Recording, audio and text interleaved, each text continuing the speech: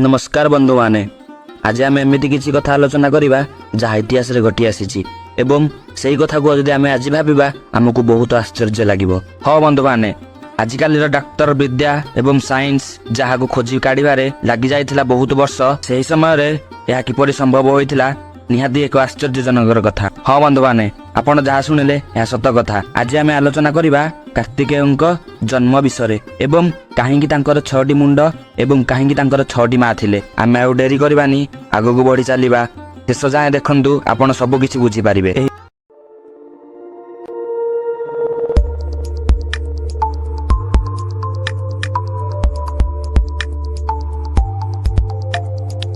एही कथा हेउची पुराणर एक आश्चर्यजनक कथा। तारकासुर नाम एक असुर से तार तप बल ब्रह्मा को प्रसन्न करी एमती एक बर पाइथिला जहाँ शुणिले आपण भी आश्चर्य होइबे। सेही बर एते शक्तिशाली थिला जे से तार आंगुठी रे सारा दुनिया को नचाउथिला। शिवଙ୍କ शक्ति सम्मानर शक्ति तांको परास्त करि पारिबो किंतु स्वयं शिव भी नुहे।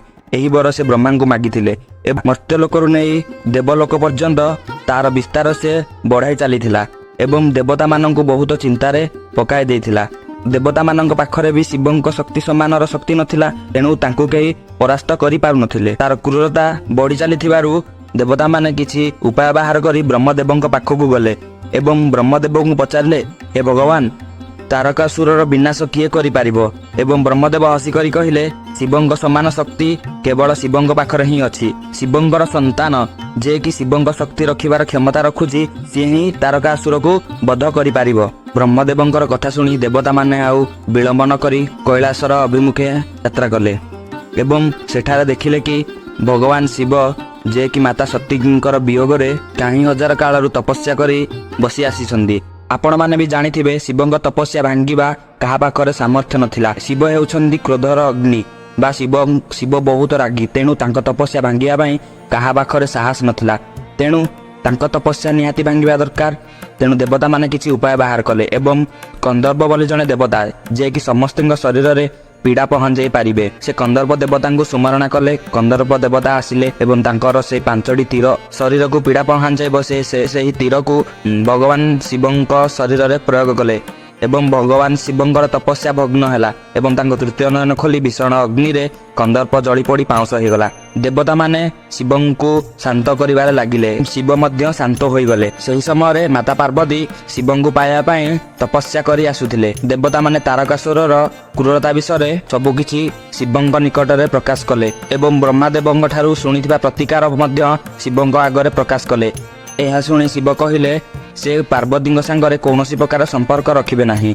बिना संपर्क रे पुत्र संतान जन्म हेब केमिति एइठु आसिला आश्चर्यजनक कथा। भगवान शिव अग्नि एवं वायु को सुमरणा कले एवं अग्नि एवं वायु तांको पाखरे पहुंची आसिले। से अग्नि और वायु को माता पार्वती एवं तांकर किछि ऊर्जा प्रदान कले। सेही ऊर्जा को नै अग्नि एवं वायु गंगा नदी निकट को चली गले एवं गंगा नदी निकट रे पद्मफूल उपरे सेही ऊर्जा को 5 भाग करी रखिले। सेही ऊर्जा गंगार शीतलता अग्निर पोषण एवं पवन द्वारा सेही ऊर्जा को भ्रूण पाइला जांगे तांको साइती रखिले।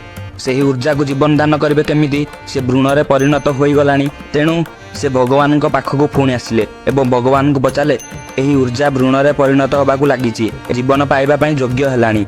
तेणु एहाकु मातृगर्भ दरकार। शिवଙ୍କ ऊर्जा को रखिबा पई एमिति कोनोसी मातृगर्भ नाही। 6 जण अप्सरा ऊर्जा को निज गर्भ रे रखी ताहार जत्न नेले एवं जेतेबेले कार्तिक जन्म नेबे से 6 जण अप्सरा तांको पाटी पटे तांको जन्म देले। 6 जण अप्सरांग पाखरे जन्म नैथिबा 6टी कार्तिकଙ୍କୁ से पद्मफूल रे रखी तांको गंगा नदी रे बसाई देले।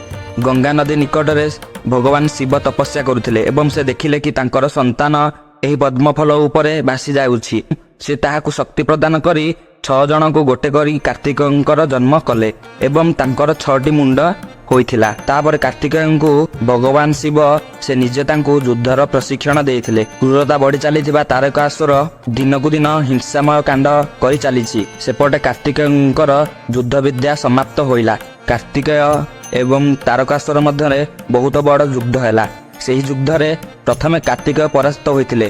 तापरे से शिवଙ୍କ ठारू किछि कथा शुणी ताकू मारी देइथिले। हाँ दर्शक बंधु एही कथा हेउछि भगवान श्री कार्तिकेयଙ୍କ विषय रे। ଯାହାକି ସେ ପରିବେଶରେ ମୁକ୍ତ ଭାବରେ ଜନ୍ମ ନେଇଥିଲେ। ହଁ ବନ୍ଧୁମାନେ, ଏଇ କଥା ଶୁଣି ଆପଣଙ୍କୁ ଆଶ୍ଚର୍ଯ୍ୟ ଲାଗିଲା ନା? କେମିତି କାର୍ତ୍ତିକେୟ ପରିବେଶର ଗନ୍ତାଘରେ ବଢିଥିଲେ ଏବଂ ପଛରେ ଯାଇ ମାତୃଗର୍ଭରେ ସିଏ ପ୍ରବେଶ କରିଥିଲେ ଏବଂ ତାପରେ କାର୍ତ୍ତିକେୟ ଜନ୍ମ ନେଇଥିଲେ। ଏହା ଏକ ଆଶ୍ଚର୍ଯ୍ୟଜନକ ଘଟଣା।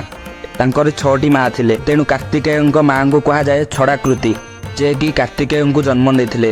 ପରେ ଶିବ ତାଙ୍କୁ ଏକ କରି ତାଙ୍କୁ କାର୍ତ୍ତିକେୟର ରୂପ ଦେଇଥିଲେ। ଆଜିକା ଯୁଗରେ ଗୋଟେ ଭ୍ରୂଣରୁ ଶିଶୁକନ୍ୟା ବା ଶିଶୁପୁତ୍ରର ଜନ୍ମ ଦେବା ବହୁତ ଆଶ୍ଚର୍ଯ୍ୟଜନକ ଘଟଣା। ଆପଣଙ୍କୁ ଯଦି ଏହି ଭିଡ଼ିଓ ପସନ୍ଦ ଆସିଛି, ଆମର ଏହି ଚ୍ୟାନେଲକୁ ସବସ୍କ୍ରାଇବ୍ କରି ପାଖରେ ଥିବା ବେଲ୍ ଆଇକନ୍କୁ କ୍ଲିକ୍ କରିଦିଅନ୍ତୁ। ଏମିତି ଆହୁରି ଭିଡ଼ିଓ ଆମେ ଆପଣଙ୍କୁ ନିହାତି ଦେଖାଇବୁ।